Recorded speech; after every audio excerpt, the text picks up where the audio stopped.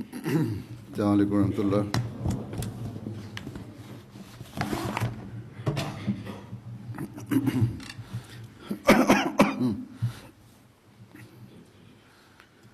أشهد أن لا إله إلا الله وحده لا شريك له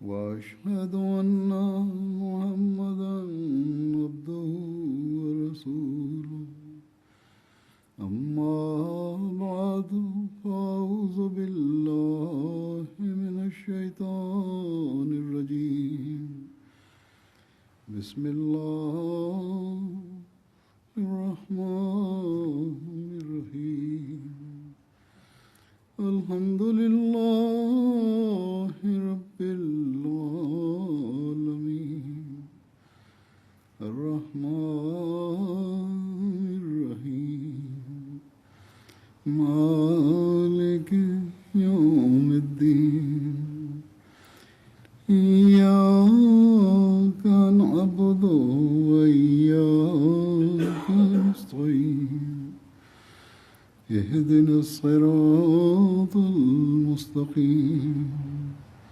صراط الذين أنعمت عليهم غير المغضوب عليهم ولا الضالين۔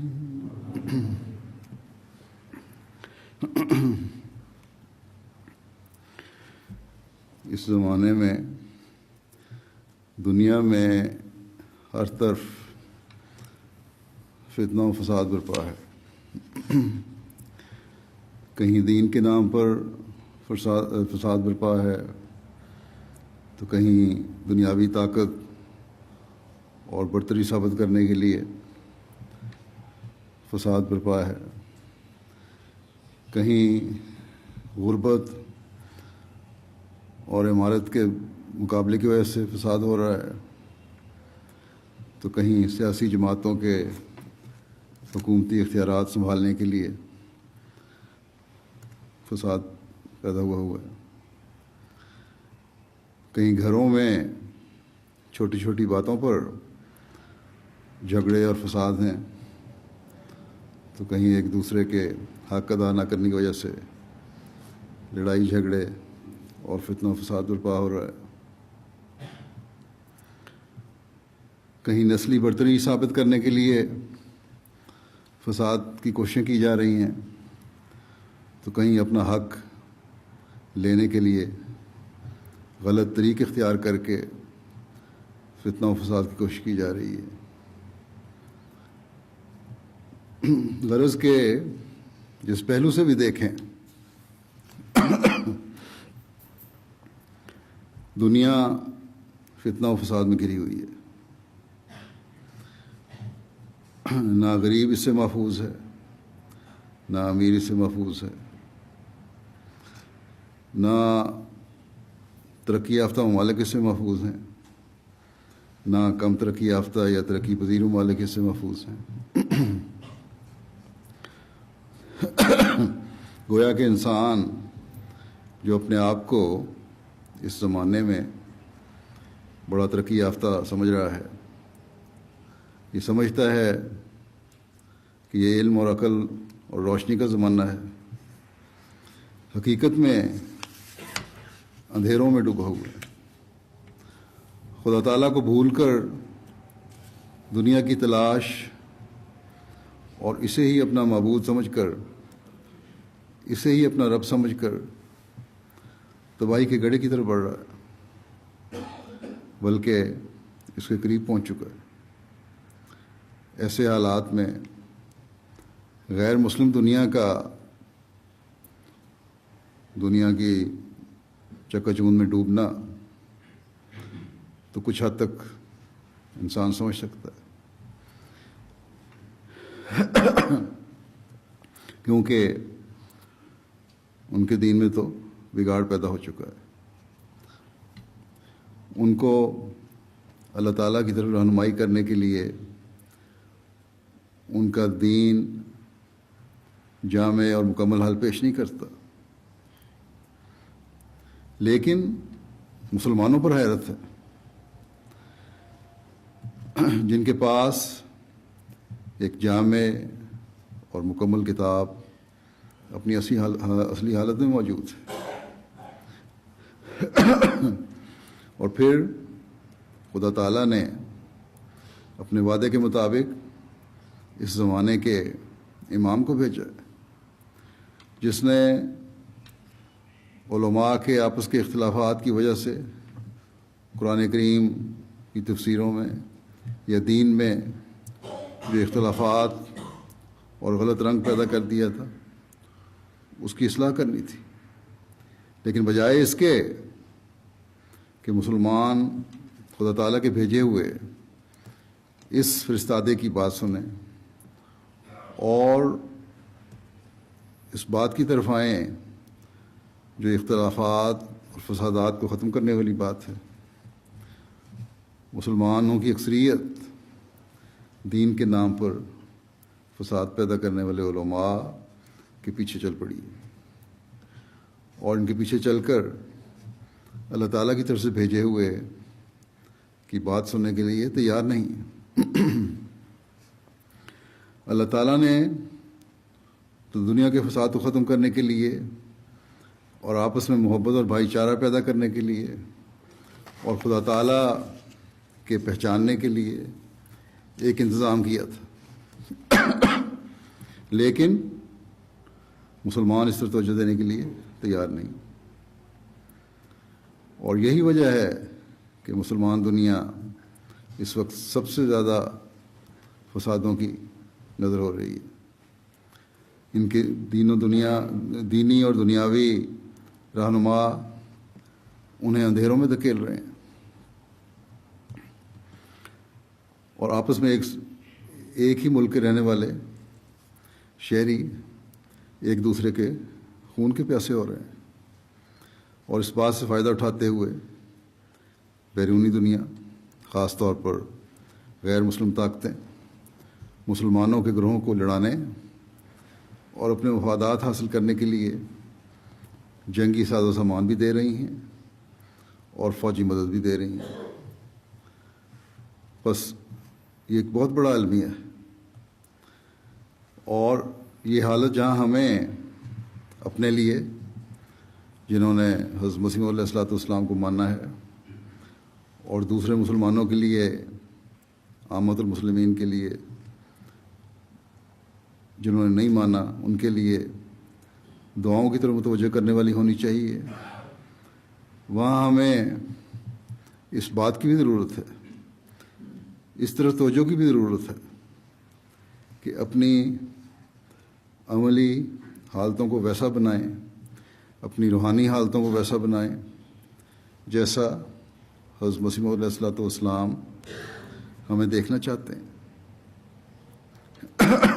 کیونکہ اگر ہماری عملی حالتیں ایسی نہیں ہیں جیسا آپ ہمیں دیکھنا چاہتے ہیں، تو عین ممکن ہے کہ ہم بھی اس گروہ میں شامل ہو جائیں جو فتنہ و فساد میں مبتلا ہے۔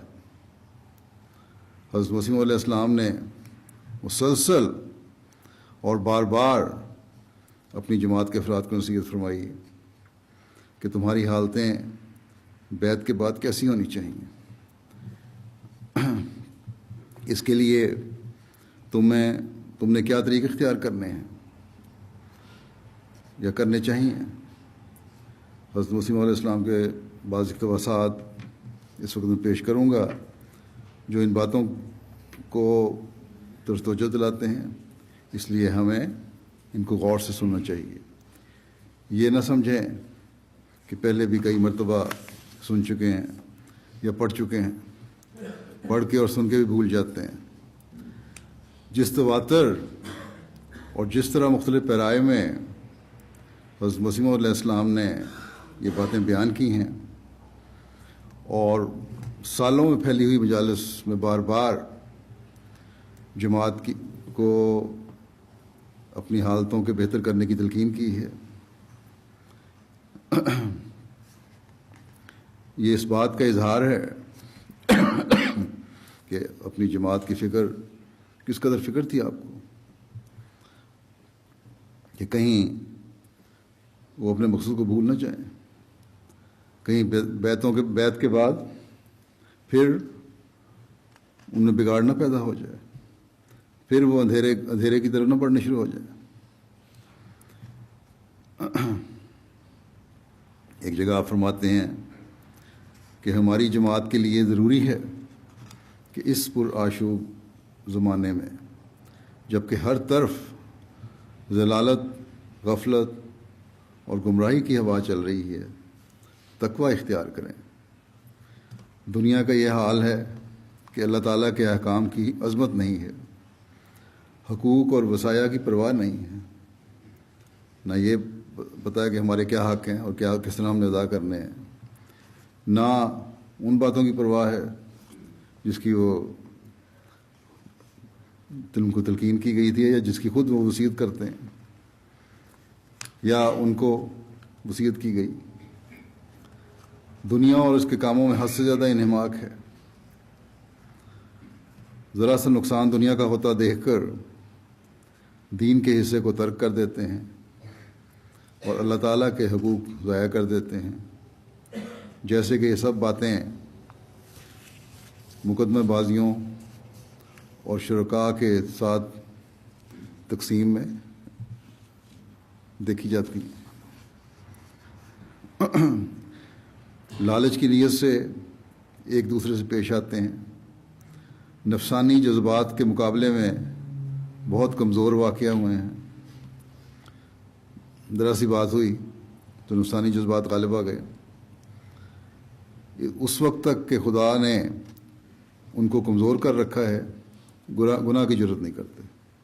اگر گناہ نہیں کر رہے تو اس لیے کہ کمزور ہیں، ڈرتے ہیں کہیں پکڑے نہ جائیں اور سزا نہ ملے، مگر جب ذرا کمزوری رفع ہوئی اور گناہ کا موقع ملا تو جھٹ اس کے مرتکب ہوتے ہیں۔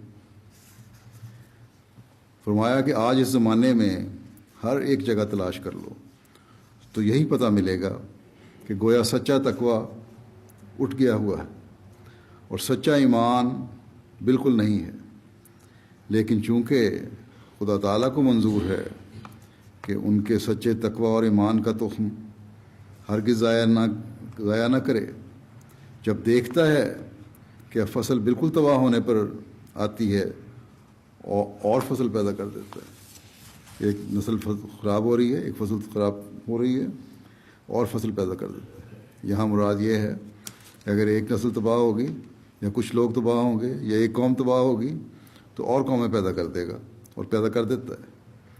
فرمایا کہ وہی تازہ بتازہ قرآن موجود ہے، جیسے خدا تعالیٰ نے کہا تھا انا نحن نزلنا الذکر و انا لہ لحافظون، کہ ہم نے ہی اس ذکر کو اتارا ہے، اس قرآن کو اتارا ہے اور ہم اس کی حفاظت کرنے والے ہیں۔ فرمایا کہ بہت سا حصہ احادیث کا بھی موجود ہے اور برکات بھی ہیں، مگر دلوں میں ایمان اور عملی حالت بالکل نہیں ہے۔ خدا تعالیٰ نے مجھے اس لیے مبعوث کیا ہے کہ یہ باتیں پھر پیدا ہوں۔ خدا نے جب دیکھا کہ میدان خالی ہے تو اس کی الوہیت کے تقاضا نے ہرگز پسند نہ کیا کہ یہ میدان خالی رہے۔ اگر برائیاں پھیل رہی ہیں تو اللہ تعالیٰ کی غیرت کا تقاضا تھا، اللہ تعالیٰ کی الوہیت کا تقاضا تھا کہ اس میدان کو دوبارہ ایسے لوگوں سے بھرے یا ایسے لوگ پیدا کرے جو پھر دین کو دنیا پر ختم کرنے والے ہوں، دین کے اجرا کرنے والے ہوں، دین کو پھیلانے والے ہوں، دین پر عمل کرنے والے ہوں۔ آپ فرماتے ہیں ہرگز پسند نہ کیا کہ میدان خالی رہے اور لوگ ایسے ہی دور رہیں، اس لیے اب ان کے مقابلے میں خدا تعالیٰ ایک نئی قوم زندوں کی پیدا کرنا چاہتا ہے، اور اسی لیے ہماری تبلیغ ہے کہ تقوی کی زندگی حاصل ہو جاوے۔ بس احمدی اگر صحیح بیعت کی ہے تو زندوں میں شامل ہونا ہوگا، روحانی زندوں میں شامل ہونا ہوگا، ورنہ کوئی فائدہ نہیں۔ کیا یہ نئی قوم صرف منہ سے کہہ دینے سے کہ ہم نئی قوم بن گئے ہیں بن جائیں گے؟ نہیں، بلکہ اس کے لیے عملی حالتوں کی تبدیلی اور سچا تقویٰ پیدا کرنے کی ضرورت ہے۔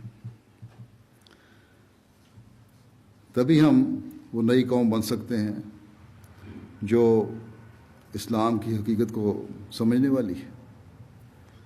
تبھی ہم وہ لوگ بن سکتے ہیں جو اللہ تعالیٰ کی رضا کو حاصل کرنے والے ہیں۔ تبھی ہم اپنے عہد بیعت کو پورا کرنے والے ہو سکتے ہیں۔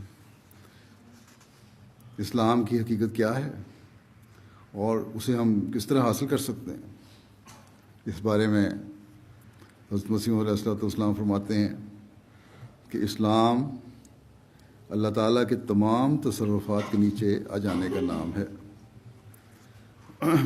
اور اس کا خلاصہ خدا کی سچی اطاعت اور کامل اطاعت ہے۔ مسلمان وہ ہے جو اپنا سارا وجود خدا تعالیٰ کے حضور رکھ دیتا ہے،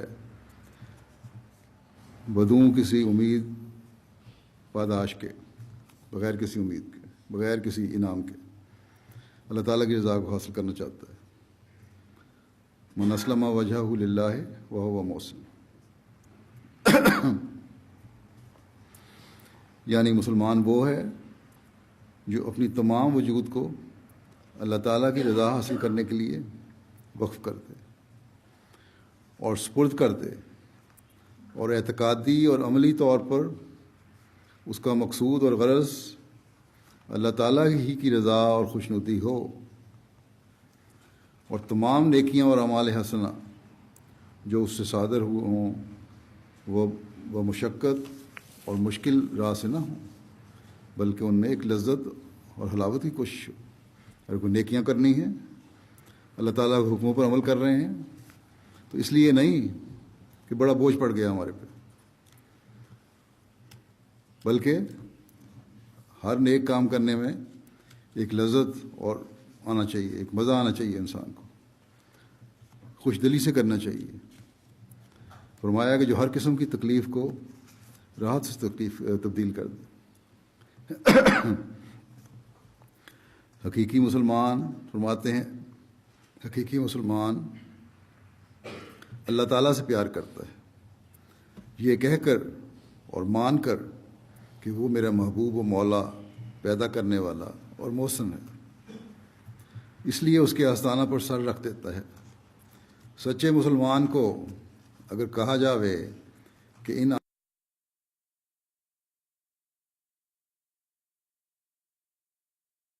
آرام ہیں اور نہ لذات ہیں، تو وہ اپنے اعمال صالحہ اور محبت الہی کو ہرگز چھوڑ نہیں سکتا۔ یہ ہے اللہ تعالیٰ سے بے نفس محبت جو آپ پیدا کرنا چاہتے ہیں، کسی بدلے کے لیے نہیں، دوزخ کے ڈر سے نہیں، جنت کو حاصل کرنے کے لیے نہیں، بلکہ اللہ تعالیٰ کی خالص محبت ہونی چاہیے۔ چاہے کچھ بھی نہ ملے تب بھی اللہ تعالیٰ سے محبت ہو، کیونکہ اس کی عبادات اور خدا تعالیٰ سے تعلق اور اس کی فرما برداری اور اطاعت میں فنا کسی پاداش یا اجر کی بنا اور امید پر نہیں ہے، بلکہ وہ اپنے وجود کو ایسی چیز سمجھتا ہے کہ وہ حقیقت میں خدا تعالیٰ ہی کی شناخت، اس کی محبت اور اطاعت کے لیے بنائی گئی ہے، اور کوئی غرض مقصد اس کا ہے ہی نہیں۔ اس لیے وہ اپنی خدا داد قوتوں کو جب ان اغراض اور مقاصد میں صرف کرتا ہے تو اس کو اپنے محبوب حقیقی ہی کا چہرہ نظر آتا ہے۔ جب میرے نفسوں کو اللہ تعالیٰ سے تعلق پیدا کرو گے تو پھر اللہ تعالیٰ کا چہرہ نظر آتا ہے، پھر صحیح تعلق پیدا ہوتا ہے۔ بھیش تو دوزخ پر اس کی اصل نظر نہیں ہوتی، بلکہ اللہ تعالیٰ کی رضا پر نظر ہوتی ہے۔ اللہ تعالیٰ کے عشق میں اپنی حالت کو بیان کرتے ہوئے فرماتے ہیں کہ آپ اپنی حالت کیا ہے آپ کی.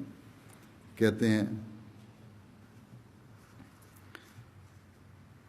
فرماتے ہیں کہ میں کہتا ہوں کہ اگر مجھے اس امر کا یقین دلایا جاوے کہ خدا تعالیٰ سے محبت کرنے اور اس کی اطاعت میں سخت سے سخت سزا دی جائے گی تو میں قسم کھا کر کہتا ہوں کہ میری فطرت ایسی واقع ہوئی ہے کہ وہ ان تکلیفوں اور بلاؤں کو ایک لذت اور محبت کے جوش اور شوق کے ساتھ برداشت کرنے کو تیار ہے، اور باوجود ایسے یقین کے جو عذاب اور دکھ کی صورت میں دلایا جاوے کبھی خدا کی اطاعت اور فرما برداری سے ایک قدم باہر نکلنے کو ہزار بلکہ لا انتہا موت سے بڑھ کر اور دکھوں اور مصائب کا مجموعہ قرار دیتی ہے. فرمایا کہ ایک سچا مسلمان خدا کے حکم سے باہر ہونا اپنے لیے ہلاکت کا موجب سمجھتا ہے، خواہ اس کو اس نافرمانی میں کتنی ہی آسائش اور آرام کا وعدہ دیا جاوے. فرماتے ہیں پس حقیقی مسلمان ہونے کے لیے ضروری ہے کہ اس قسم کی فطرت حاصل کی جاوے کہ خدا تعالیٰ کی محبت اور اطاعت کسی جزا اور سزا کے خوف اور امید کی بنا پر نہ ہو، بلکہ فطرت کا طبعی خاصہ اور جزو ہو کر ہو. پھر وہ محبت بجائے خود اس کے لیے ایک بہشت پیدا کر دیتی ہے، اور حقیقی بہشت یہی ہے. کوئی آدمی بہشت میں داخل نہیں ہو سکتا جب تک وہ اس راہ کو اختیار نہیں کرتا. اس لیے میں تم کو جو میرے ساتھ تعلق رکھتے ہو اسی راہ سے داخل ہونے کی تعلیم دیتا ہوں، کیونکہ بہشت کی حقیقی راہ یہی ہے. بس ہمارے اللہ تعالیٰ سے تعلق اور محبت کے بارے میں یہ امید اور توقع ہے جو حضرت مسیح علیہ السلام ہم سے رکھتے ہیں. حضرت مسیح علیہ السلام نے اس بات کو واضح فرمایا کہ اللہ تعالیٰ کے حکموں کی کامل اطاعت کرنا اور صرف اس کی رضا کو حاصل کرنا کوئی آسان کام نہیں ہے، لیکن یہ ایسا امر ہے جس کے لیے بھرپور کوشش کرنی چاہیے، تبھی احمدی ہونے کا مقصد بھی حاصل ہوگا. چنانچہ آپ نے خود ہی یہ سوال اٹھایا کہ کیا اطاعت ایک سہل امر ہے؟ آسان بات ہے. پھر فرماتے ہیں کہ جو شخص پورے طور پر اطاعت نہیں کرتا وہ اس سلسلے کو بدنام کرتا ہے. حکم ایک نہیں ہوتا بلکہ حکم تو بہت ہیں. جس طرح بہشت کے کئی دروازے ہیں کہ کوئی کسی سے داخل ہوتا ہے اور کوئی کسی سے داخل ہوتا ہے، اسی طرح دوزخ کے کئی دروازے ہیں. ایسا نہ ہو کہ تم ایک دروازہ تو دوزخ کا بند کرو اور دوسرا کھلا رکھو. پھر آپ فرماتے ہیں کہ یاد رکھو صرف اسم نویسی سے کوئی جماعت میں داخل نہیں ہوتا، صرف نام لکھوانے سے جماعت میں داخل نہیں ہو جاتے جب تک وہ حقیقت کو اپنے اندر پیدا نہ کرے. آپس میں محبت کرو. فرمایا آپس میں محبت کرو، اطلاف حقوق نہ کرو، ایک دوسرے کے حق نہ مارو، اور خدا کی راہ میں دیوانہ کی طرح ہو جاؤ تاکہ خدا تم پر فضل کرے. اس سے باہر کچھ نہیں. آپ نے واضح فرمایا کہ خدا تعالیٰ کے فضل کو حاصل کرنے کے لیے کامل ایمان لانا اور اس پر عمل کرنا ضروری ہے. اس کی عملی مثال ایسی ہے، آپ فرماتے ہیں کہ جیسے زبان سے صرف شیرینی یا مصری کہہ دینا یا میٹھا میٹھا کہنے سے منہ میٹھا نہیں ہو جاتا جب تک میٹھا کھایا نہ جائے. اسی طرح اللہ تعالیٰ کی محبت اور توحید کا زبانی اقرار فائدہ نہیں دے گا جب تک عملی حصہ نہ ہو. اور عملی حصہ اسی وقت ثابت ہوگا جب دنیا کو مقدم کرنے کا بوجھ اتار کر دین کو مقدم کرو گے۔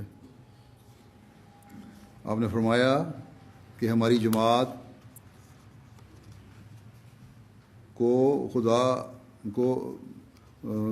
خدا کو خوش کرنا چاہتی ہے تو پھر دین کو مقدم کرو۔ اگر خدا کو خوش کرنا ہے تو دین کو مقدم کرو، دین تمہاری ترجیح ہونی چاہیے۔ آپ نے انذار فرمایا کہ اگر تمہارے اندر وفاداری اور اخلاص نہیں ہے تو تم جھوٹے ہو، اور ایسی صورت میں دشمن سے پہلے وہ ہلاک ہوگا جس میں وفاداری نہیں ہے۔ فرمایا کہ خدا تعالیٰ فریب نہیں کھا سکتا، اس کو دھوکہ نہیں دیا جا سکتا، اور نہ کوئی اسے فریب دے سکتا ہے۔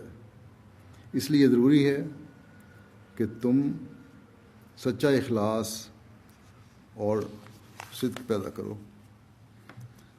دین کو دنیا پر مقدم کرنے کی مزید وضاحت کرتے ہوئے کہ کس طرح تم یہ حاصل کر سکتے ہو اور صحابہ نے کس طرح اسے مقدم رکھا اور تمہیں کس طرح اس کی کوشش کرنی چاہیے، آپ فرماتے ہیں کہ دیکھو، دو قسم کے لوگ ہوتے ہیں۔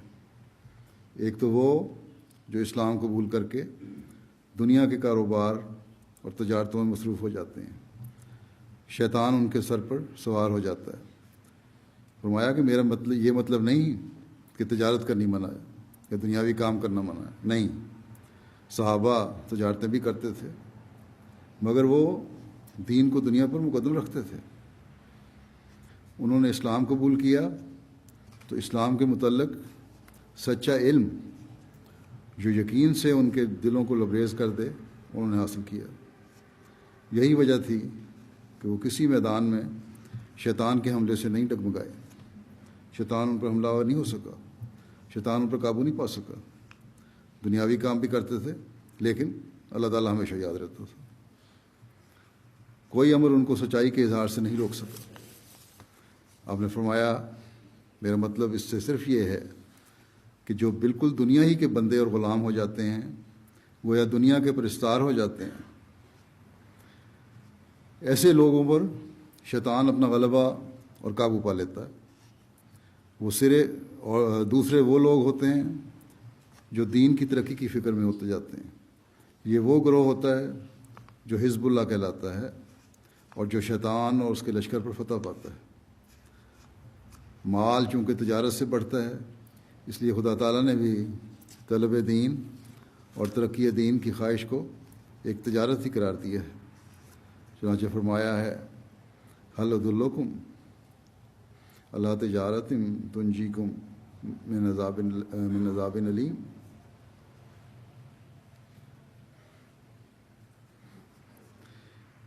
کہ کیا میں تمہیں ایک ایسی تجارت کے بارے میں بتاؤں جو تمہیں ایک دردناک عذاب سے بچائے گی؟ فرمایا کہ سب سے عمدہ تجارت دین کی ہے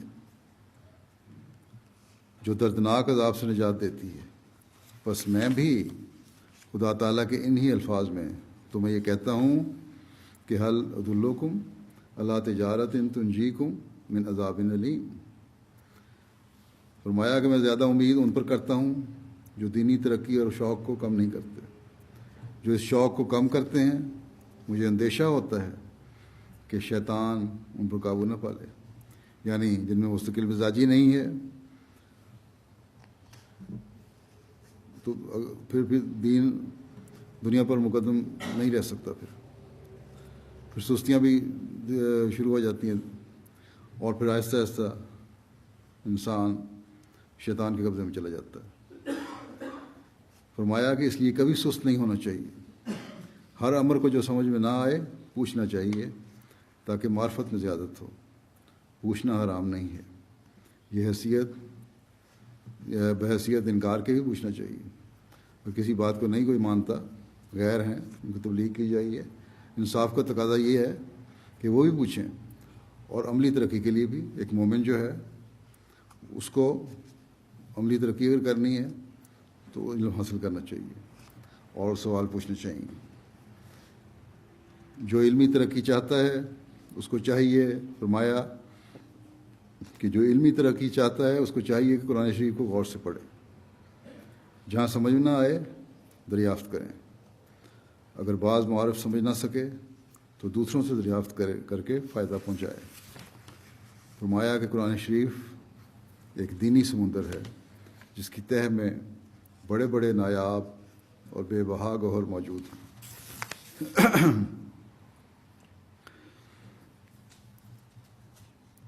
ایک موقع پر جماعت کو تقویٰ کی اہمیت پر توجہ دلاتے ہوئے حضرت مسیح علیہ السلام فرماتے ہیں ہمیں جس بات پر مأمور کیا ہے وہ یہی ہے، یعنی حضرت مسیح علیہ السلام کو جس بات کے لیے بھیجا ہے وہ یہی ہے کہ تقویٰ کا میدان خالی پڑا ہے، تقویٰ ہونا چاہیے، نہ یہ کہ تلوار اٹھاؤ۔ تلواریں نہیں اٹھانی، لوگوں کے سر نہیں اڑانے، جس طرح آج کل بعض تنظیمیں یا دہشت گرد گروہ اسلام کے نام پر کر رہے ہیں، بلکہ دین پھیلانا ہے، دین کی تبلیغ کرنی ہے، تربیت کرنی ہے، تو تقویٰ پہلے اپنے اندر پیدا کرو۔ تقویٰ ہوگا تو سارے کام بھی آہستہ آہستہ شروع ہو جائیں گے۔ فرمایا یہ تلوار نہیں اٹھانی، یہ حرام ہے۔ اگر تم تقویٰ کرنے والے ہوگے تو ساری دنیا تمہارے ساتھ ہوگی، بس تقویٰ پیدا کرو۔ جو لوگ شراب پیتے ہیں یا جن کے مذہب کے شعائر میں شراب جزو اعظم ہے، ان کو تقویٰ سے کوئی تعلق نہیں ہو سکتا۔ وہ لوگ نیکی سے جنگ کر رہے ہیں۔ بس اگر اللہ تعالیٰ ہماری جماعت کو ایسی خوش قسمت دے اور انہیں توفیق دے کہ وہ بدیوں سے جنگ کرنے والے ہوں اور تقویٰ اور طہارت کے میدان میں ترقی کریں، یہی بڑی کامیابی ہے۔ اور اس سے بڑھ کر اور کوئی چیز مؤثر نہیں ہو سکتی۔ تلوار سے جنگ نہیں کرنی، پہلے تقویٰ پیدا کرنے کے لیے اپنے نفس سے جنگ کرنی، پھر دوسروں کو بھی انسان پیغام پہنچا سکتا ہے اور اس سے لوگ پھر ناراض بھی نہیں ہوں گے۔ فرمایا کہ اس وقت کل دنیا کے مذاہب کو دیکھ لو کہ اصل غرض تقویٰ مفقود ہے اور دنیا کی وجاہتوں کو خدا بنا دیا گیا ہے۔ حقیقی خدا چھپ گیا ہے اور سچے خدا کی حد تک کی جاتی ہے، مگر اب خدا چاہتا ہے کہ وہ اپنا آپ ہی مانا جاوے اور دنیا کو اس کی معرفت ہو۔ جو لوگ دنیا کو خدا سمجھتے ہیں وہ متوکل نہیں ہو سکتے۔ بس پھر ہر ایک کو اپنے جائزے کے لینے کی ضرورت ہے کہ کیا خدا تعالیٰ کے حق کو ادا کرنے کے لیے ہم دنیاوی مقاصد کو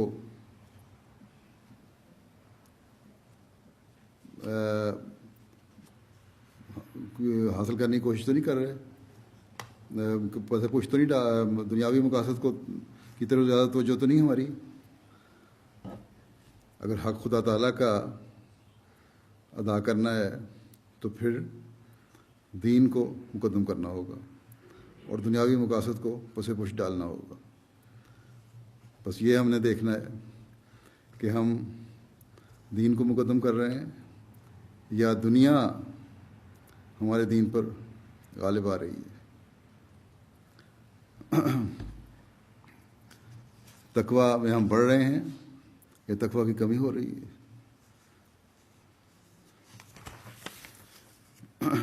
اپنی روحانیت بڑھانے اور خدا تعالیٰ سے تعلق پیدا کرنے کے ساتھ اپنے دینی علم کو بڑھانے کی طرف مزید توجہ دلاتے ہوئے ایک موقع پر آپ ہمیں نصیحت فرماتے ہیں کہ مرشد اور مرید کے تعلقات استاد اور شاگرد کی مثال سے سمجھ لینے چاہیے۔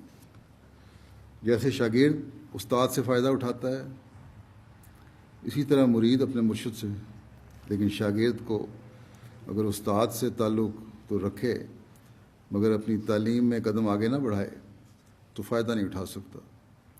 یہی حال مرید کا ہے، صرف استاد سے، ایک ٹیچر سے ایک اسٹوڈنٹ تعلق رکھتا ہے، اس سے واقف ہے اور علم حاصل نہیں کر رہا یا اس کی باتوں پہ عمل نہیں کر رہا تو فائدہ نہیں اٹھا سکتا۔ اسی طرح آپ نے فرمایا کہ مرید اور مرشد کا تعلق ہے، کہ صرف یہ کہہ دینا کہ میرا تعلق ہے، ہم فائدہ نہیں اٹھا سکتے جب تک ان باتوں پر عمل نہیں کرو گے جو تمہیں کہی جاتی ہیں۔ آپ نے فرمایا بس اس سلسلے میں تعلق پیدا کر کے اپنی معرفت اور علم کو بڑھانا چاہیے۔ طالب حق کو ایک مقام پر پہنچ کر ہرگز ٹھہرنا نہیں چاہیے، ورنہ شیطان لعین اور طرف لگا دے گا۔ جیسے بند پانی میں عفونت پیدا ہو جاتی ہے، پانی کھڑا رہے کچھ عرصہ تو پھر اس میں بدبو پیدا ہو جاتی ہے۔ اسی طرح اگر مومن اپنی ترقیات کے لیے صحیح نہ کرے تو وہ گر جاتا ہے۔ اگر صحیح مومن ہو تو ترقی کی طرف قدم بڑھنا چاہیے۔ ایک جگہ کھڑے رہے تو پھر کھڑے نہیں رہو گے بلکہ گر جاؤ گے، نیچے چلے جاؤ گے۔ فرمایا کہ پس سعادت مند کا فرض ہے کہ وہ طلب دین میں لگا رہے۔ ہمارے نبی کریم صلی اللہ علیہ وسلم سے بڑھ کر کوئی انسان کامل دنیا میں نہیں گزرا، لیکن آپ کو بھی رب زدنی علما کی دعا سے تعلیم ہوئی تھی۔ پھر اور کون ہے جو اپنی معرفت اور علم پر کامل بھروسہ کر کے ٹھہر جاوے اور آئندہ ترقی کی ضرورت نہ سمجھے؟ جوں جوں انسان اپنے علم اور معرفت میں ترقی کرے گا اسے معلوم ہوتا جاوے گا کہ ابھی بہت سی باتیں حل طلب باقی ہیں۔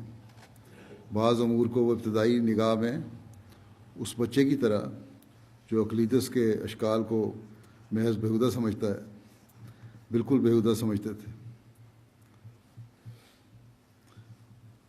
لیکن آخر وہی امور صداقت کی صورت میں اس کو نظر آئے۔ اس لیے کس قدر ضروری ہے کہ اپنی حیثیت کو بدلنے کے ساتھ علم کو بڑھانے کے لیے ہر بات کی تکمیل کی جاوے۔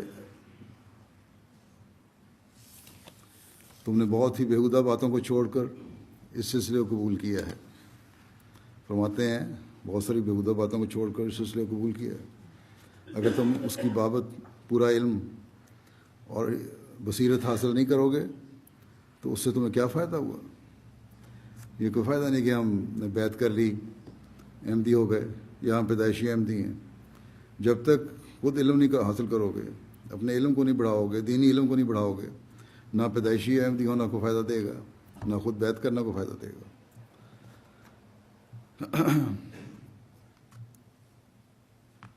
فرمایا کہ تمہارے یقین اور معرفت میں قوت کیوں کر پیدا ہوگی اگر علم نہ بڑھایا؟ ذرا سی بات پر شکوک و شبہات پیدا ہوں گے اور آخر قدم کو ڈگمگا جانے کا خطرہ ہے۔ بہت سے لوگ جو پیچھے ہٹ جاتے ہیں یا جن کو اعتراضات پیدا ہو جاتے ہیں یا جو ان کو صرف اس لیے بعض لوگ احمدیت پر یا دین پر قائم ہوتے ہیں کہ ہمارے رشتہ دار احمدی ہیں، ان کو کوئی فائدہ نہیں۔ اگر وہ علم حاصل کریں تو جتنی شکوک و شبہات ہیں وہ دور ہو سکتے ہیں اور پھر قدم نہیں ڈگمگائیں گے، پھر شیطان حملہ نہیں کرے گا۔ بس جیسا کہ پہلے قرآن کریم پر غور اور فکر کی حضرت مسیح علیہ السلام نے تلقین فرمائی تھی، اسی طرح آپ کی کتب کو بھی پڑھنے اور دینی علم بڑھانے کی طرف ہمیں توجہ کرنی چاہیے، اور اسی طرح خلافت سے تعلق جوڑنے کے لیے بھی کوشش کرنی چاہیے۔ اللہ تعالیٰ نے اس کے لیے جو MTA کی نعمت دی ہے اس کے ذریعے رابطہ قائم کرنا چاہیے، اور خلیفہ وقت کے جو تمام پروگرام ہیں ان سے فائدہ اٹھانا چاہیے۔ جو لوگ اس تعلق کو ایک خاص توجہ سے قائم رکھے ہوئے ہیں، بہت سارے لوگ ہیں MTA سنتے ہیں اور MTA سے تعلق ہے ان کے مجھے خطوط آتے ہیں کہ ان کے ایمان اور یقین میں اس تعلق کی وجہ سے ترقی ہوئی ہے۔ بس یہ ایک بہت بڑا ذریعہ ہے جس سے ہر احمدی کو فائدہ اٹھانا چاہیے۔ آپس میں محبت اور پیار کرنے اور ایک دوسرے کی تکلیف کو سمجھنے اور ایک دوسرے کے حقوق ادا کرنے کی طرف توجہ دلاتے ہوئے آپ فرماتے ہیں کہ اصل بات یہ ہے کہ اندرونی طور پر ساری جماعت ایک درجے پر نہیں ہوتی۔ یہ نہیں ہو سکتا کہ سب برابر ہوں۔ کیا ساری گندم تخم ریزی سے ایک ہی طرح نکل آتی ہے؟ بیج ڈالتے ہیں ہم گندم کا زمین میں تو سارے بیج تو نہیں نکلتے۔ بہت سے دانے ایسے ہوتے ہیں کہ وہ ضائع ہو جاتے ہیں، بعض ایسے ہوتے ہیں کہ ان کی چڑیاں کھا جاتی ہیں، بعض کسی اور طرح سے قابل ثمر نہیں رہتے، ان کو پھل نہیں لگتا۔ غرض ان میں سے جو ہونہار ہوتے ہیں، جو اچھے ہوتے ہیں، اگنے کی صلاحیتیں ان میں ہوتی ہیں، ان کو کوئی ضائع نہیں کر سکتا۔ خدا تعالیٰ کے لیے جو جماعت تیار ہوتی ہے وہ بھی آپ نے فرمایا کہ کزرعٍ ہوتی ہے، کھیتی کی طرح ہوتی ہے۔ اس لیے اس اصول پر اس کی ترقی ضروری ہے۔ کوئی کم کمزور ہے، کوئی دین کے علم میں زیادہ ہے، کوئی کسی لحاظ سے بہتر ہے، کسی میں کوئی نیکی ہے، اور اپنی صلاحیتوں کے مطابق وہ پنپتے ہیں کہ جو کمزور ہیں ان کو بھی ساتھ لے کر چلنا جو بہتر ہے ان کا کام ہے۔ فرمایا کہ پس یہ دستور ہونا چاہیے کہ کمزور بھائیوں کی مدد کی جاوے اور ان کو طاقت دی جاوے۔ یہ کس قدر نامناسب بات ہے کہ وہ دو بھائی ہیں، ایک تیرنا جانتا ہے، دوسرا نہیں جانتا، تو کیا پہلے کا یہ فرض ہونا چاہیے کہ وہ دوسرے کو ڈوبنے سے بچاوے یا اس کو ڈوبنے دے؟ اس کا فرض ہے کہ اس کو غرق ہونے سے بچائے۔ اس لیے قرآن شریف میں آیا ہے تعاونوا علی البر والتقوی، کہ نیکی اور تقوی میں تعاون کرو ایک دوسرے سے۔ فرمایا کہ کمزور بھائیوں کا بازو کا بار اٹھاؤ، عملی، ایمانی اور مالی کمزوریوں میں بھی شریک ہو جاؤ۔ عملی کمزوریاں ہیں ان میں بھی شریک ہو جاؤ۔ کس طرح ہو جاؤ؟ کہ ان کی عملی کمزوریاں اختیار کر لو؟ نہیں، ان کو دور کرنے کی کوشش کرو۔ ایمان میں ان کی کمزوریاں ہیں تو اگر تمہارا ایمان مضبوط ہے تو ان کے ایمان کو بچانے کی کوشش کرو۔ مالی کمزوریاں ہیں، ان کی مالی مدد اگر کر سکتے ہو تو وہ کرو، نہیں تو نظام جماعت کو بتاؤ، جس حد تک نظام جماعت کر سکتا ہے مدد کرے۔ فرمایا کہ بدنی کمزوریوں کا بھی علاج کرو، صحت کی حالت ہے، بیماریاں ہیں ظاہری، ان کا بھی علاج کرو۔ فرمایا کوئی جماعت نہیں ہو سکتی جب تک کمزوروں کو طاقت والے سہارا نہیں دیتے، اور اس کی یہی صورت ہے کہ ان کی پردہ پوشی کی جاوے، ایک دوسرے کے عیب بتانے کے بجائے پردہ پوشی کی جائے۔ صحابہ کو یہی تعلیم ہوئی کہ نئے مسلموں کی کمزوریاں دیکھ کر نہ چڑھو، کیونکہ تم میں بھی ایسے ہی کمزور تھے۔ اسی طرح یہ ضروری ہے کہ بڑا چھوٹے کی خدمت کرے اور محبت اور ملائمت کے ساتھ برتاؤ کرے۔ دیکھو وہ جماعت نہیں ہو سکتی جو ایک دوسرے کو کھائے۔ جب چار مل کر بیٹھیں تو ایک اپنے غریب بھائی کا گلہ کریں۔ ایک دوسرے کو کھا تو نہیں کر سکتا، یہاں کھانے سے مراد یہی ہے۔ اللہ تعالیٰ نے فرمایا ہے جب تو چولیاں کرتے ہو، بزنیاں کرتے ہو، تو اسی طرح ہے جیسے اپنے مردہ بھائی کا گوشت کھاتے ہو۔ بس برائیاں نہ دیکھو ہر ایک کی، اچھائیاں دیکھو۔ فرمایا کہ جماعت نہیں ہو سکتی جو ایک دوسرے کو کھائے، اور جب چار مل کر بیٹھیں تو ایک اپنے غریب بھائی کا گلہ کریں، اس کی برائیاں بیان کرنی شروع کر دیں، اور نکتہ چینیاں کرتے رہیں، اور کمزوروں اور غریبوں کی حقارت کریں، اور ان کو حقارت اور نفرت کی نگاہ سے دیکھیں۔ ایسا ہرگز نہیں چاہیے، بلکہ اجماع میں چاہیے کہ قوت آ جائے اور وحدت پیدا ہو جائے، جس سے محبت آتی ہے اور برکات پیدا ہوتے ہیں۔ میں دیکھتا ہوں کہ ذرا سی بات پر اختلاف پیدا ہو جاتا ہے، جس کا نتیجہ یہ ہوتا ہے کہ مخالف لوگ جو ہماری ذرا سی بات پر نظر رکھتے ہیں، معمولی باتوں کو اخباروں میں بہت بڑی بنا کر پیش کر دیتے ہیں۔ آپ نے فرمایا اور خلق کو اس وجہ سے پھر گمراہ بھی کرتے ہیں، لوگوں کو بتاتے ہیں دیکھو ان میں یہ برائیاں ہیں، اور عام لوگ تحقیق تو کرتے نہیں، تو گمراہ ہو جاتے ہیں۔ فرمایا لیکن اگر اندرونی کمزوریاں نہ ہوں تو کیوں کسی کو جرت ہو کہ اس قسم کے مضامین شائع کرے اور ایسی خبروں کی اشاعت سے لوگوں کو دھوکہ دے؟ کیوں نہیں کیا جاتا کہ اخلاقی قوتوں کو وسیع کیا جاوے؟ اور یہ تب ہوتا ہے کہ جب ہمدردی، محبت اور عفو اور کرم کو عام کیا جاوے، اور تمام عادتوں پر رحم، ہمدردی اور پردہ پیشی کو مقدم کر لیا جاوے۔ کہ ایک کو قصور دیکھ کے اس کی پردہ پوشی کرنی چاہیے، نہ کہ اس کے عیبوں کو اظہار کیا جائے، اس کی کمزوریوں کو باہر نکالا جائے۔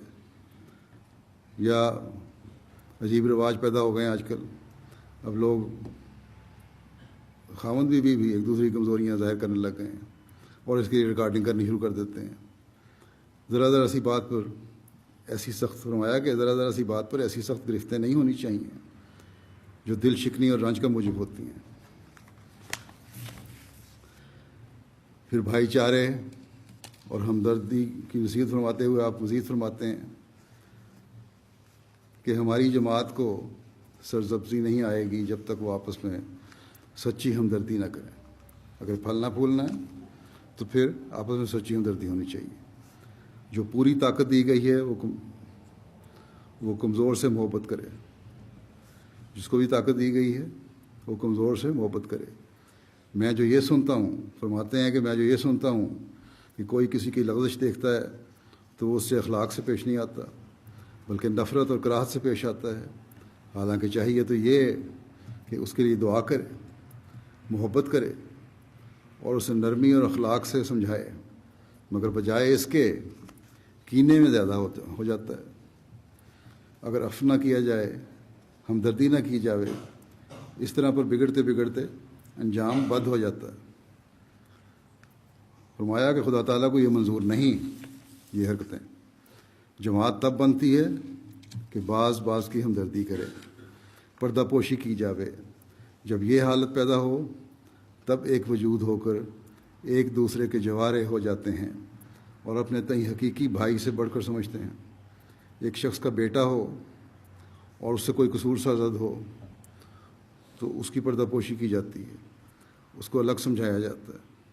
کبھی نہیں چاہتا کہ اس کے لیے اشتہار دے، اپنے بیٹے کی کوئی برائی دیکھتا ہے اس کو سمجھاتا ہے، دنیا میں اس کی برائیاں نہیں پھیلاتا۔ قریبی تعلق والا ہو اس کی برائیوں کو چھپایا جاتا ہے، اس کو پھیلایا نہیں جاتا۔ فرمایا کہ پھر جب خدا تعالیٰ بھائی بناتا ہے تو کیوں بھائیوں کے حقوق تو کیا بھائیوں کے حقوق یہی ہیں؟ یا بھائی سے مراد ہر قریبی رشتہ ہے۔ دنیا کے بھائی اخوت کا طریق نہیں چھوڑتے۔ فرمایا مثال دی اپنے رشتہ داروں کی کہ میں مرزا نظام الدین وغیرہ کو دیکھتا ہوں، اور مسلم جو رشتہ دار تھے مرزا نظام الدین وغیرہ جو آپ کے مخالف بھی تھے اور دین سے بھی ہٹے ہوئے تھے، کہ ان کی اباہت کی زندگی ہے، مگر جب کوئی معاملہ ہو تو تینوں اکٹھے ہو جاتے ہیں، فقیری بھی الگ رہ جاتی ہے۔ فرمایا کہ بعض وقت انسان جانور، بندر یا کتے سے بھی سیکھ لیتا ہے۔ یہ طریق نامبارک ہے کہ اندرونی پھوٹ ہو۔ خدا تعالیٰ نے صحابہ کو بھی یہی طریق نعمت و اخوت یاد دلائی ہے۔ اگر وہ سونے کے پہاڑ بھی خرچ کرتے تو وہ اخوت ان کو نہ ملتی جو رسول اللہ صلی اللہ علیہ وسلم کے ذریعے ان کو ملی۔ اسی طرح پر خدا تعالیٰ نے یہ سلسلہ قائم کیا ہے اور اسی قسم کی اخوت وہ یہاں قائم کرے گا۔ فرمایا خدا تعالیٰ پر مجھے بہت بڑی امیدیں ہیں، اس نے وعدہ کیا ہے کہ جاعل الذین تبعوا کا فوق الذین کفروا الی یوم القیامہ، یعنی ان لوگوں کو جنہوں نے تیری پیروی کی ہے، ان لوگوں پر جنہوں نے انکار کیا ہے، قیامت کے دن تک بالا رکھوں گا، فوقیت دینے والا ہوں، بالا رکھنے والا ہوں، فوقیت دینے والا ہوں۔ فرمایا کہ میں یقیناً جانتا ہوں کہ وہ ایک جماعت قائم کرے گا جو قیامت تک منکروں پر غالب رہے گی، مگر یہ دن جو ابتلا کے دن ہیں، کمزوری کے ایام ہیں، اس زمانے میں کمزوری کے ایام تھے، آج کل پھر خاص طور پہ پاکستان میں احمدیوں کو اس بات پر نظر رکھنی چاہیے کہ یہ جو ان کے حالات ہیں کمزوری کے، اور حکومت بھی اور قانونی ادارے بھی اور انتظامیہ بھی ان کے خلاف پہلے سے بڑھ کر حرکتیں کر رہے ہیں، ان دنوں میں خاص طور پر اپنی حالتوں میں تبدیلی پیدا کرنے کی کوشش کریں۔ فرمایا کہ ایک شخص، یہ کمزوری کے ایام ہیں، ہر ایک شخص کو موقع دیتے ہیں کہ وہ اپنی اصلاح کرے اور اپنی حالت میں تبدیلی کرے۔ دیکھو ایک دوسرے کا شکوہ کرنا دل آزاری کرنا اور سخت زبانی کر کے دوسرے کے دل کو صدمہ پہنچانا اور ان کمزوروں اور عاجزوں کو حقیر سمجھنا سخت گناہ ہے۔ اب تم میں سے ایک نئی برادری اور نئی اخوت قائم ہوئی ہے، پچھلے سلسلے منقطع ہو گئے ہیں۔ خدا تعالیٰ نے یہ نئی قوم بنائی ہے جس میں امیر، غریب، بچے، جوان، بوڑھے، ہر قسم کے لوگ شامل ہیں۔ بس غریبوں کا فرض ہے کہ وہ اپنے معزز بھائیوں کی قدر کریں اور عزت کریں، اور امیروں کا فرض ہے کہ وہ غریبوں کی مدد کریں، ان کو فقیر اور ذلیل نہ سمجھیں، کیونکہ وہ بھی بھائی ہیں۔ گو باپ جدا جدا ہوں مگر آخر تم سب کا روحانی باپ ایک ہی ہے اور وہ ایک ہی درخت کی شاخیں ہیں۔ آپ نے ہماری اصلاح کے لیے اپنی کتاب کشتی نوح پڑھنے کی تلقین فرمائی اور اس کی بار بار پڑھنے کا ارشاد فرمایا۔ جہاں فرماتے ہیں کہ میں نے بارہا اپنی جماعت کو کہا ہے کہ تم میرے اس بیت پر ہی بھروسہ نہ کرنا، اس کی حقیقت تک جب تک نہ پہنچو گے تب تک نجات نہیں۔ کشر پر صبر کرنے والا مغز سے محروم ہو جاتا ہے۔ صرف باہری شیل کو دیکھنا کافی نہیں ہے جب تک اس کے اندر جو چیز ہے اس کو حاصل کرنے کی کوشش نہ کرو۔ فرمایا کہ اگر مرید خود عامل نہیں تو پیر کی بزرگی اسے کچھ فائدہ نہیں دیتی۔ جب کوئی طبیب کسی کو نسخہ دے اور وہ نسخہ لے کر طاق میں رکھ دے تو اسے ہرگز فائدہ نہ ہوگا۔ اسی طرح ہے جس طرح ڈاکٹر سے نسخہ لے کے اس کو استعمال نہ کرو اور کہو کہ میں ٹھیک نہیں ہوا، یہی حال روحانی مریضوں کا ہے۔ اگر باتیں سن کے پھر عمل نہیں کرو گے تو کوئی فائدہ نہیں ہوگا۔ فرمایا ہرگز فائدہ نہ ہوگا، کیونکہ فائدہ تو اس پر لکھے ہوئے عمل کا نتیجہ تھا جس سے وہ خود محروم ہے۔ فرمایا کہ کشتی نوح کا بار بار مطالعہ کرو اور اس کے مطابق اپنے آپ کو بناؤ۔ قد افلح من زکا، لیکن وہ فلاح پا گیا، کامیاب ہو گیا جس نے اپنے نفس کو پاک کیا۔ فرمایا کہ یوں تو ہزاروں چور، زانی، بدکار، شرابی، بدماش حضرت صلی اللہ علیہ وسلم کی امت ہونے کا دعویٰ کرتے ہیں، مگر کیا وہ در حقیقت ایسے ہیں؟ ہرگز نہیں۔ امتی وہی ہے جو آپ کی تعلیمات پر پورا کاربند ہے۔ پھر کشتی نوح کو جماعتوں میں پڑھ کر سنانے اور پڑھنے کی طرف توجہ دلانے، اس کا انتظام کرنے کی طرف توجہ دلاتے ہوئے فرماتے ہیں کہ کشتی نوح میں میں نے اپنی تعلیم لکھ دی ہے اور اس سے ہر ایک شخص کو آگاہ ہونا ضروری ہے۔ چاہیے کہ ہر ایک شہر کی جماعت جلسے کر کے سب کو یہ سنا دے، ایک مستعد اور فارغ شخص کو بھیج دی جاوے جو پڑھ کر سنا دے، اور اگر یوں ہی تقسیم کرنے لگو تو خواہ 50,000 ہو کافی نہیں ہو سکتی۔ اس ترکیب سے اس کی اشاعت بھی ہو جائے گی اور وحدت جو ہم چاہتے ہیں جماعت میں پیدا ہونے لگے گی۔ بس اس کے لیے اس کو جہاں پڑھنے اور سنانے کا جماعتوں میں انتظام ہونا چاہیے، اور اسی طرح MTA میں بھی پڑھنے کا انتظام ہونا چاہیے۔ ہر ایک کو اس کو اپنی زندگی کا حصہ بھی بنانا چاہیے، خود بھی پڑھنی چاہیے اور اس پر عمل کرنے کی کوشش بھی کرنی چاہیے۔ برائیوں سے بچنے کی تلقین اور حقیقی احمدی کی نشانی بیان کرتے ہوئے فرماتے ہیں کہ تمہارا کام اب یہ ہونا چاہیے کہ دعاؤں اور استغفار اور عبادت الہی اور تزکیہ و تفسیہ نفس میں مشغول ہو جاؤ۔ اس طرح اپنے تئیں مستحق بناؤ خدا تعالیٰ کی عنایات اور توجہات کا جن کا اس نے وعدہ فرمایا ہے۔ اگرچہ خدا تعالیٰ کہ میرے ساتھ بڑے بڑے وعدے ہیں اور پیشگوئیاں ہیں جن کی نسبت یقین ہے کہ وہ پوری ہوں گی، مگر تم خام خواہ ان پر مغرور نہ ہو جاؤ۔ ہر قسم کے حسد، کینہ، بغض، غیبت اور کبر اور رعونت اور فسق و فجور کی ظاہری اور باطنی راہوں اور کسل اور غفلت سے بچو، اور خوب یاد رکھو کہ انجام کار ہمیشہ متقیوں کا ہوتا ہے، جیسے اللہ تعالیٰ نے فرماتا ہے والعاقبۃ للمتقین۔ اس لیے متقی بننے کی فکر کرو، انجام متقیوں کا ہی ہے۔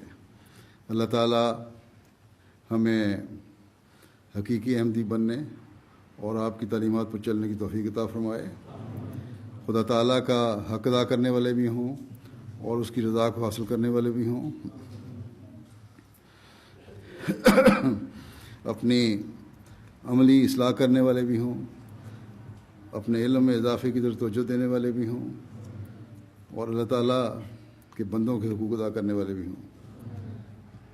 ان دنوں میں خاص طور پر پہلے میں نے اشارہ کیا پاکستان کے حالات کے متعلق بھی دعا کریں, اور پاکستانیوں خود بھی اپنے لیے بہت دعا کرنی چاہیے. اللہ تعالیٰ ان کو بھی ہر شر سے محفوظ رکھے. عمومی طور پر ملک کے اندر بھی جو فساد برپا ہو گیا ہے دوبارہ مولویوں کی وجہ سے, اللہ تعالیٰ ان کے شر سے ملک کو بھی محفوظ رکھے.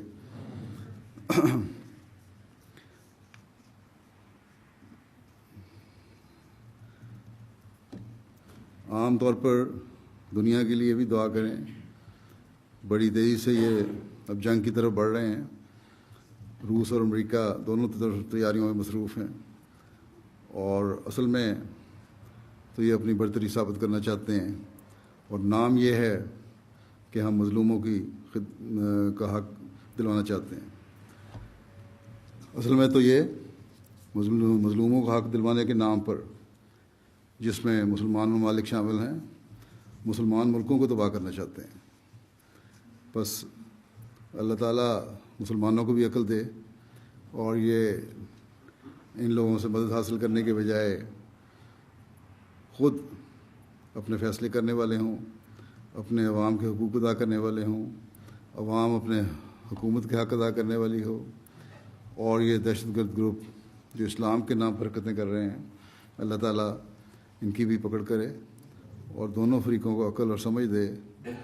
اور سب سے بڑھ کر یہ کہ یہ زمانے کے امام کو ماننے والے ہوں, کیونکہ اس کے بغیر اب کوئی اور چارہ نہیں کہ ان کی یہ بچ سکیں گے یا ان کی کسی بھی صورت میں بقا ہے. اللہ تعالیٰ ان کو عقل دے, اور مسلمان ان ظلموں کا حصہ بننے کے بجائے اسلام کی حقیقی تعلیم کے مطابق محبت اور پیار اور بھائی چارے کی تعلیم کو عام کرنے والے ہوں, اور اللہ تعالیٰ کا حق ادا کرنے والے ہوں.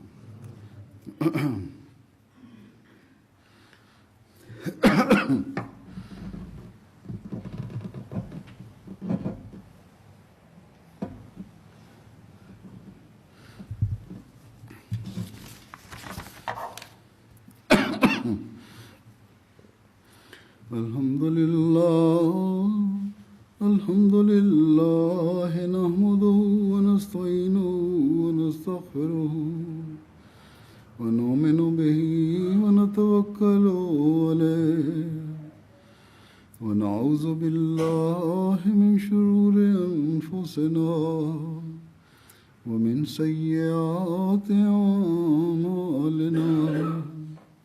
من يهده الله فلا مضل له ومن يضلل فلا هادي له. ونشهد أن لا إله إلا الله ونشهد أن محمدا عبده ورسوله. عباد الله رحمكم الله, إن الله يأمر بالعدل والإحسان وإيتاء ذي القربى وينهى عن الفحشاء والمنكر والبغي يعظكم لعلكم تذكرون. اذكروا الله يذكركم وادعوه يستجب لكم ولذكر الله أكبر.